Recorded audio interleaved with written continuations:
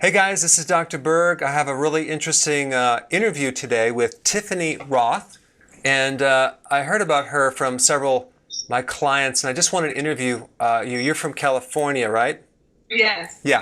So it's interesting. She's an attorney, but then she taught classes in Mexico on fitness, and now she does a lot of things online. And I just wanted to kind of pick your brain because one thing I don't focus as much on is exercise. So I really wanted to kind of find out from you, especially with females, like what to do to improve the workouts. So would you mind asking you some questions about that?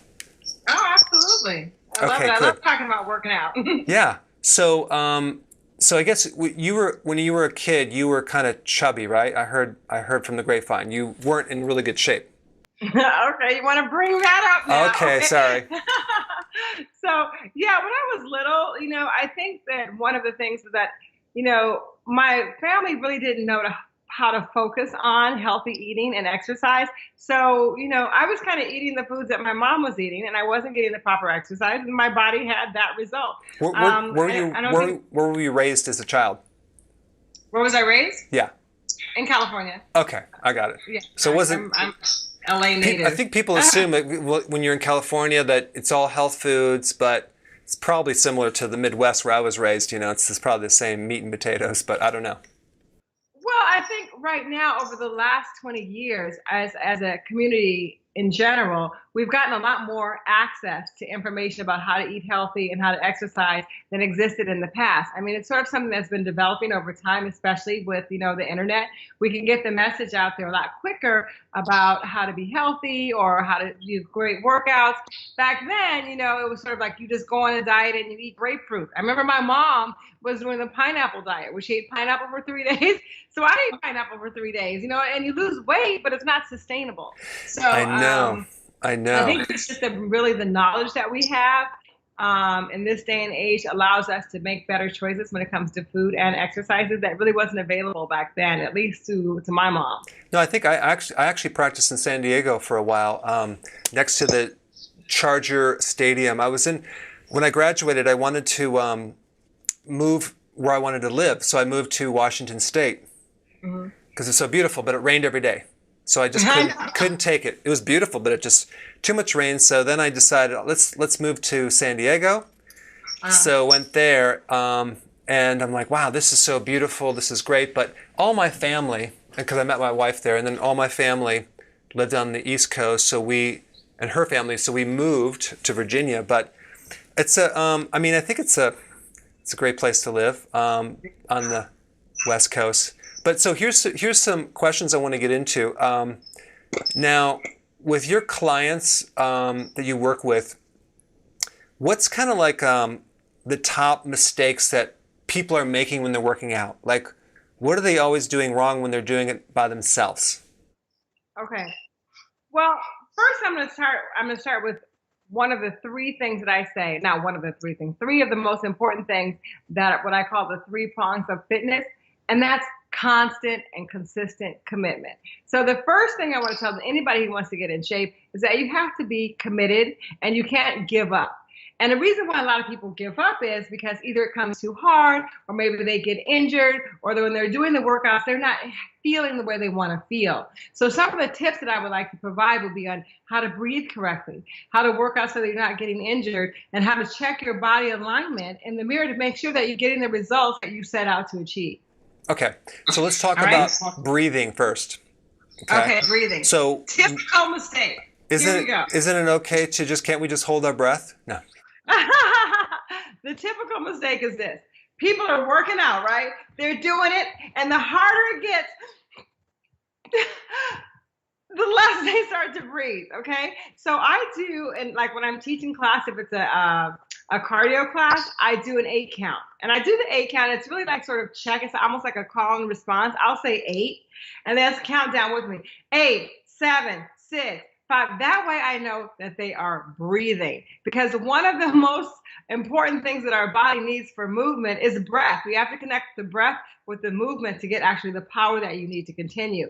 So I do, when you're doing your cardiovascular, make sure that you do what's called a talk test. You should be able to say 1 or 2 or 3 words while you're doing your cardio. If you're not, then your breathing is off. You need to take it down a little bit so you can say, yeah, I'm okay. Okay. I got this, or something Good. like that, or count. So let me interject right there. So let's say, for example, and I just want to know your philosophy on this.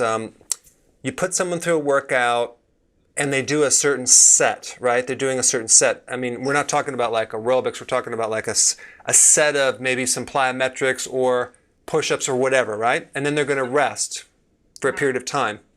Do you have any rule of thumb of how long a person rests versus the time they're exercising? Because I know there's a lot of variation there. Okay. Well, it depends on how you're training and what you're training for. Okay. If you are training to build muscle, then you need more rest in between your sets, because you want to actually maximize your output per exercise. So I would tell, like, some of my girls that really want to build their leg muscles, or what's really hot is like to build up your butt right now. If you're doing heavy squats, if you're working out with heavier weight, then you would need like at least 45 seconds to 1 minute rest in between sets to allow your muscles to recover and, be able to go back and maximize the benefit out of the exercise. You don't want to exercise when you're tired. You want to exercise when your body feels exhilarated and strong. If you want to tone your body, then I shorten that rest. I shorten that rest because I like to focus on muscle confusion, and I'll do back-to-back sets. For example, if you just want to tone your legs, then you might do lunges, then you do squats, and then you do what I call rocket squats, and I'll put them back-to-back, boom, boom, boom, to build that muscle endurance. When you build your muscle endurance, you actually have more lean, long muscles, and they are able to go for a longer period of time, but they don't deliver the maximum amount of power as if you were trying to build like a stronger, hardier muscle shape. I think that brings up a really important point on, you have the person with the belly fat, right? Women don't like belly fat. For some reason, they don't like it. And then you have the fat in the lower part of the legs. Right. So here's what I found. You can actually flatten the stomach a lot faster if you actually address the diet in a unique way. And I'm going to give you a couple tips on that for your viewers too, if you want to share this. But the lower extremity, the legs, you're not going to get the fat off the legs unless you use exercise, because a lot of these women, especially, you probably work with menopausal women, the ratio of fat to muscle is like way off. Like they lost so much muscle tone, and you have them try to do a squat and they just can't do it. So you have to build up that muscle, and that could take literally a few years of workouts. So as you lose the muscle, as you gain the muscle, you may not lose weight because it's heavier, of course, but also there's going to be probably weeks that you're going to plateau, and then you're going to have to just realize it's going to take some time because you're healing the body. So, and I don't know if you saw this on my website, but my whole philosophy is get healthy, then lose weight, versus trying to lose weight to get healthy. It's a simple thing, but it's like really powerful.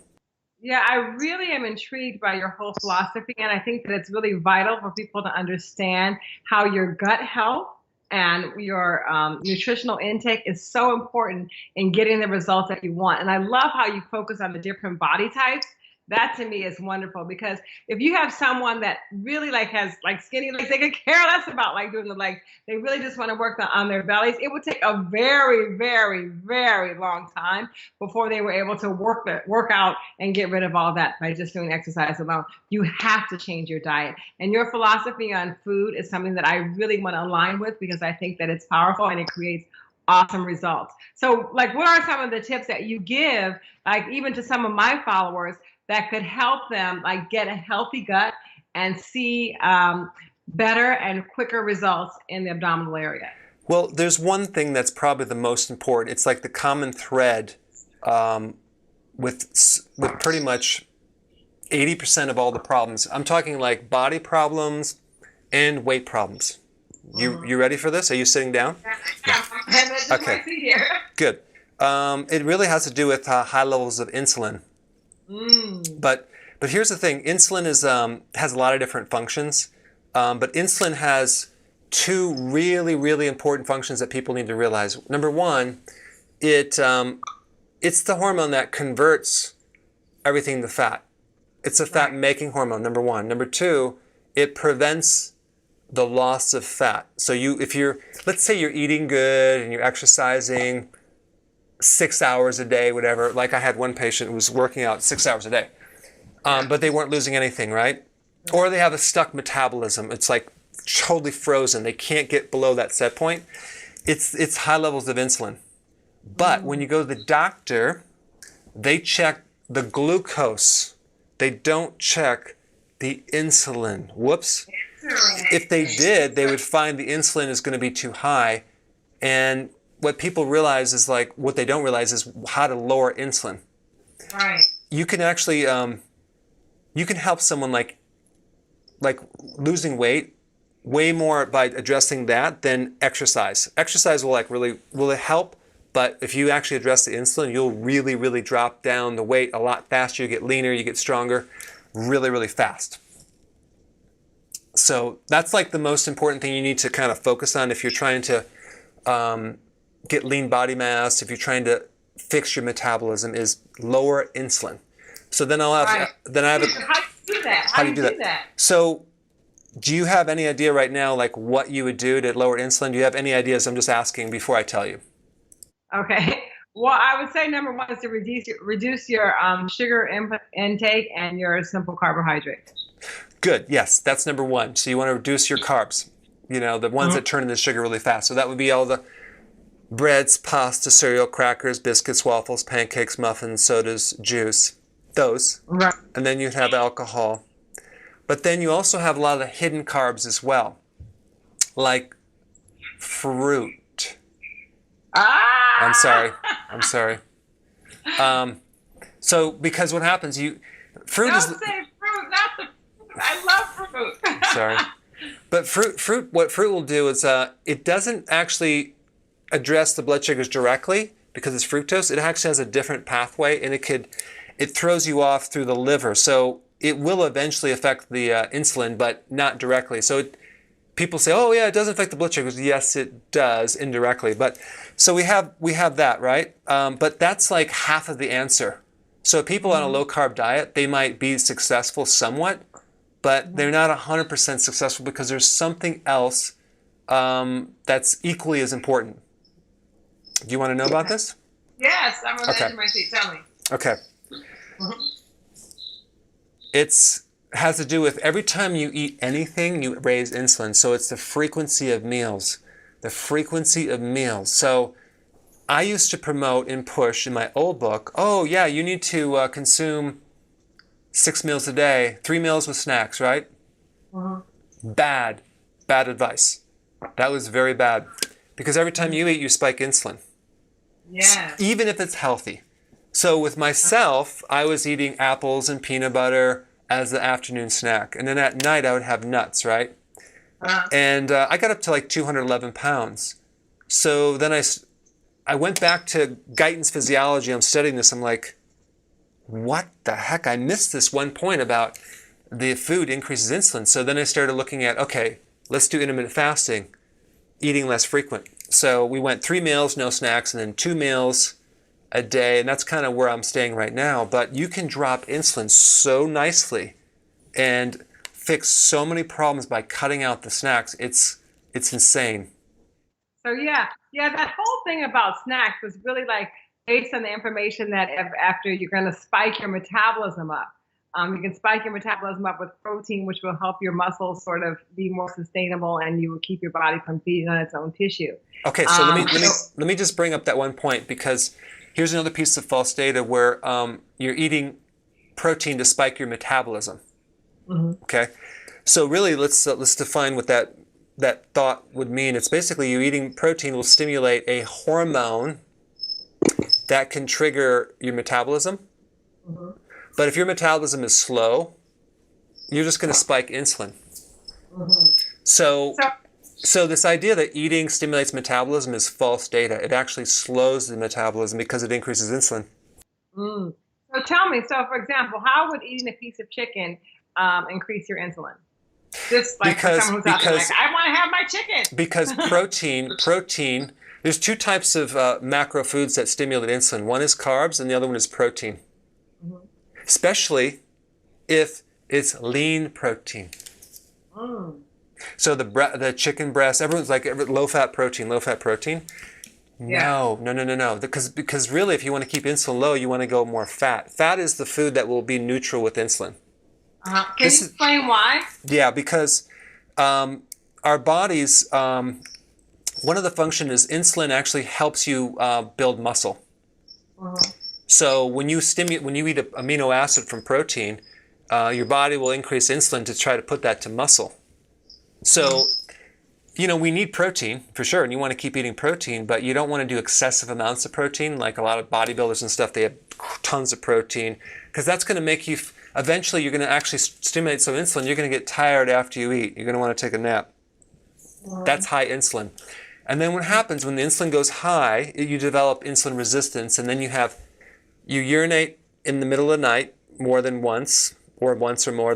You shouldn't do that. You get tired after you eat. That's really interesting. I'm going to have to interrupt you there. I know someone who has that problem with frequent urination. And this is something that's really going to help her and probably a lot of other women out there that, it's the insulin. That's interesting. I've never heard of that before. It's fascinating. Insulin, you have vision problems. Your vision starts going. Uh-huh. Brain fog. Uh-huh. Lack of focus. Yes. Irritability. Low tolerance to stress. Mm-hmm. This is all a blood sugar problem. So what are you recommending though? You're saying 2 meals a day? Well, no. I have a little mini course that I put everyone through first. It's a free little course online at my website. You basically, there's like 4 videos. Get the basics to learn how to do this, but you start with 3 meals, no snacks. Okay. And the problem is some people can't go from one meal to the next because they're so hungry, so you add more fat to the meal. Okay. And then what happens is that it's slow burning. It's more slow burning, right? Well, it just buffers the insulin spike. Okay. Uh-huh. So then it's more satisfying versus the low-fat protein. So then what happens? You do that for a while until your body starts adapting, and then it's starting adapting to burning on fat. So you're actually burning fat at this point. When you burn fat, it's a much cleaner fuel. You have more energy. You'll have less blood sugar issues. Then in the morning when you wake up, you're not going to be hungry. So then you start pushing your breakfast further and further towards the lunch until eventually you don't have any more breakfast. That's how you do it. You do it gradually so it's comfortable. So you're recommending lunch and dinner then, no breakfast. You're going to go against all of what society has been saying about the breakfast is the most healthy and important meal of the day, and you're going to say no to that. Hey, listen, I was the guy who wrote the book on eating breakfast. I have videos on YouTube right now that I probably should delete that keep pushing. You guys need to have your breakfast. Do you know why I told people that? Why? Because I had such a blood sugar when I was a kid, and also all through teenage years into early, like when I was 20, 20s, and then all of a sudden I started going, wow, I started eating protein for breakfast, and I felt so good that I said, this is it. This is what everyone needs to do. But the reason I felt good is because I spiked insulin because I had low blood sugar, so I raised the blood sugar. I felt better, but I didn't think what's really underneath it. I was just kind of like going off a feeling. It's kind of like, hey, I feel good when I drink alcohol, so alcohol is good for me. I'm like, so the point is that you just really understand what's happening. If you have a blood sugar, which most people have a blood sugar problem, you don't want to do the frequent meal thing. It's a real bad idea. So there's a way to adapt your body to running on fat fuel, which very few people know about, and they don't know how to do it correctly.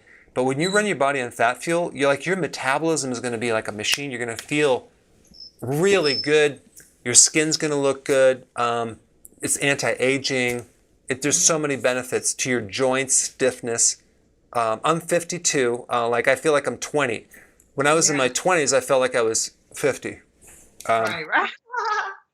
Okay, so I want to just actually kind of bring this back around because what you're saying is really informative, and I think it'll help a lot of my members. And actually, I'm going to look into this whole thing because I do advise my clients to eat their frequent meals, healthy meals throughout the day, so that they don't get hungry and go binge on foods that they shouldn't be eating. Okay, so I think it's really good. Maybe they could, try your program to see how to transition away from those insulin spikes into something that might make them feel better and a lot less sluggish.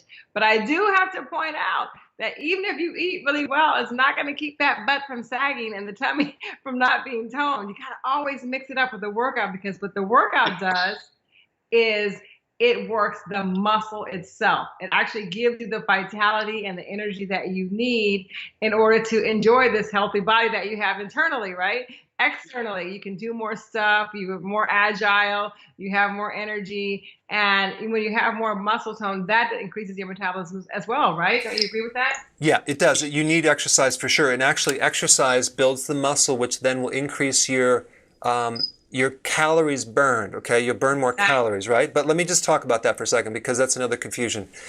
People say, I'm going to build up my muscle so I can have a better metabolism. I go, okay, so you're going to burn more calories, but what calories are you burning? And they'll go, well, all calories. I'm like, no, you're going to either burn sugar calories or fat calories. Do you want to burn fat calories and not just the stored sugar? Then you're going to have to lower your carbohydrates, because if you're doing the whole carbo thing and the fruit thing, you're burning up calories, but you're only burning up stored sugar calories. Now, check this out. So sugar calories I'm talking about stored sugar as glycogen in the muscle and the liver. When you store glycogen, you hold a tremendous amount of water, because one glycogen holds 2 molecules of water. So it's like a sponge of water, right? So when you cut the carbs down, you're going to dump a lot of fluid out of the system. You'll lose weight, water weight, and you're like, wow, I lost all this weight, right?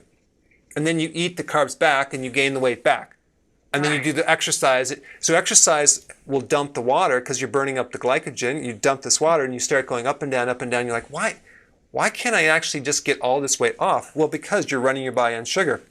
So if you were to just convert your body to fat burning, not only would you dump the water, you would lose fat. And then here's the point that I really wanted to tell you about. You're into muscle physiology. You're into building more lean muscle because that's important. But when you have high insulin and high insulin resistance, which makes insulin not work, you can no longer build muscles. That's why the diabetics are flabby and they can't get toned even if they work out, because it takes healthy insulin to absorb the protein. Insulin controls protein. So in other words, by doing this program I'm talking about, you can actually fix the muscle, help the absorption, burn more fat, get rid of the fluid retention. It's just an overall really dynamic thing to do. So it sounds amazing. Okay. Now I have one question. With all the fruits and vegetables and the nutrients in there, the high fiber and the minerals and the vitamins, how do you suggest that people get those same nutrients? Like, for example, like from the berries and like the vitamin C and all of those things that nature has provided for us to actually nurture our bodies on a micro level? Great question. I would get them from the vegetables.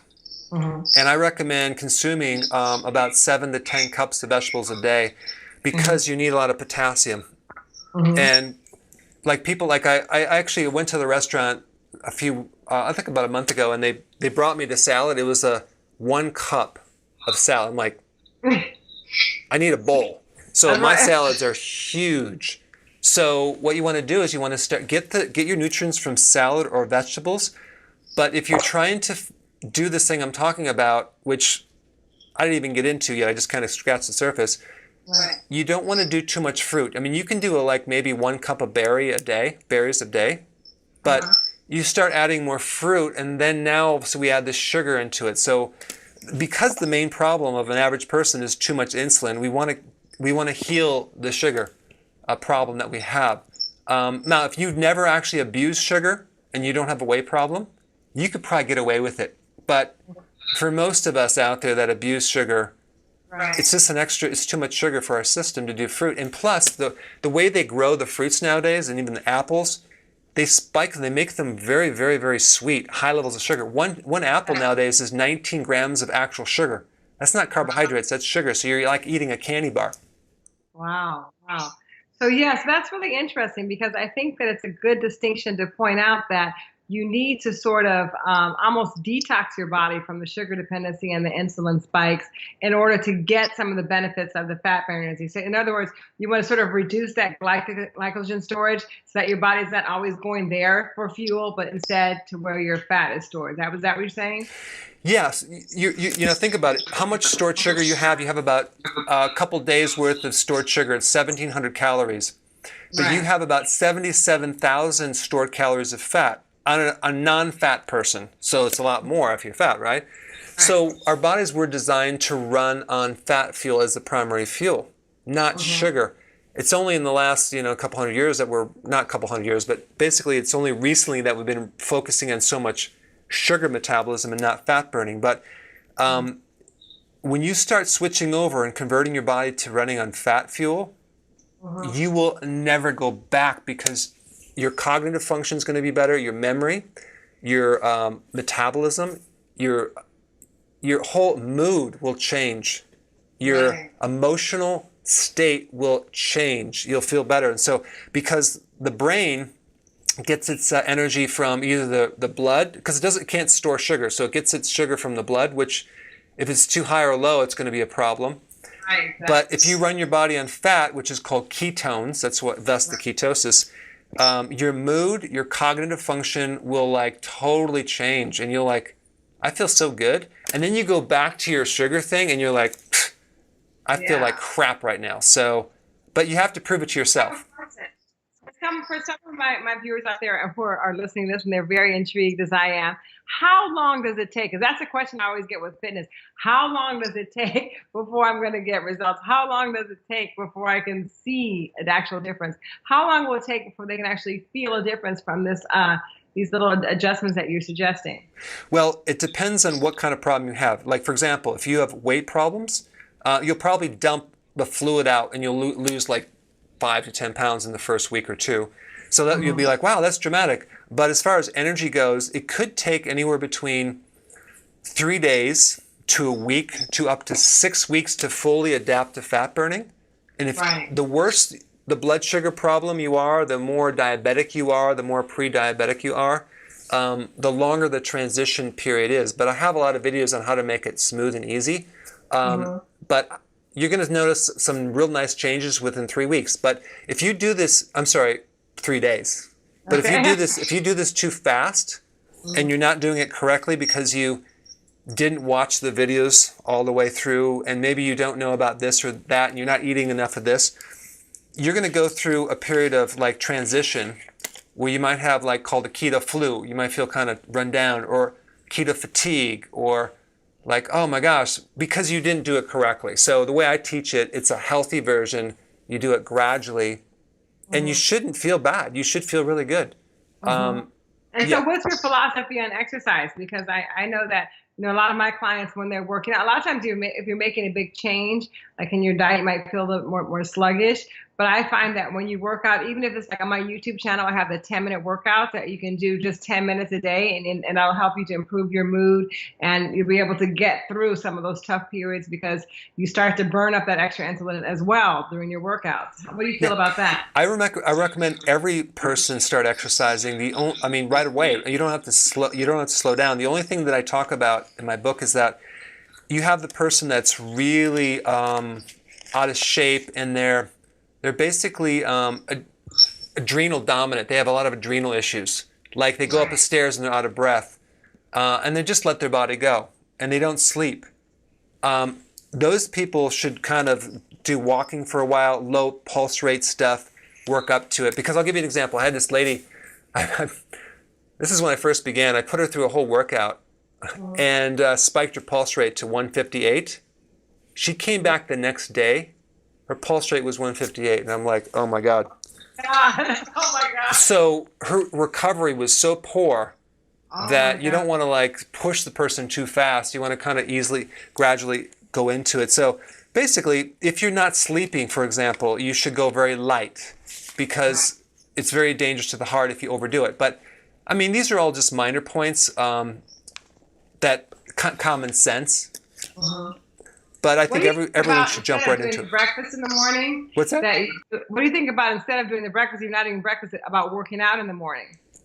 Yeah, and I think most people can do that very, very comfortably. But what happens if you have a pre-existing low blood sugar situation, it's called hypoglycemia, and you work out and you tap out too much glycogen too fast, you can be dizzy or tired, in which case you either should work out during your time you're eating or just before, until you can really adapt correctly. But I do want to mention one last piece of data because I know people, I kind of like to keep it to 30 minutes because, but I want to add one little thing in here. This is something that kind of is a brain strain for people. Because they're like, oh, what do I eat during the workout? What kind of pre-workout snack do I eat, right? I need that protein. That's like a common knowledge, right? We need to eat or drink something, some sugar water or whatever. Well, check this out. If you consume, like, let's say a little juice or a little sugar or a protein bar with sugar like most people do, or what's going to happen, you're going to basically knock yourself out of fat burning for about 48 hours. Whoa, really? Yeah, because it's going to take now another couple days before you get back into ketosis. So you don't want to do a sugary type of energy drink when you're working out or a Gatorade thing.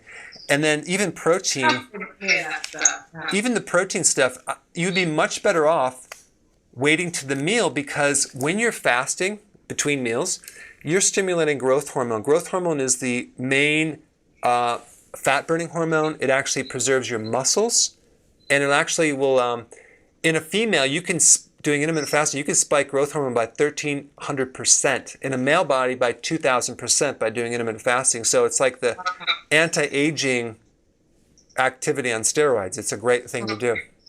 So with intermittent fasting, just to be clear, how long should you go between meals? You should start at 3 meals a day. Okay, keep it whenever you eat. Slowly push your breakfast to a lunch, and I have a video on this, by the way. And then what you do over time is you slowly push your dinner closer to your lunch till you get about, an ideal thing would be like 4 or 5 hours of between your meals. What that will give you is a tremendous amount of fasting to create some serious improvement with the parts of the body that you want to work on.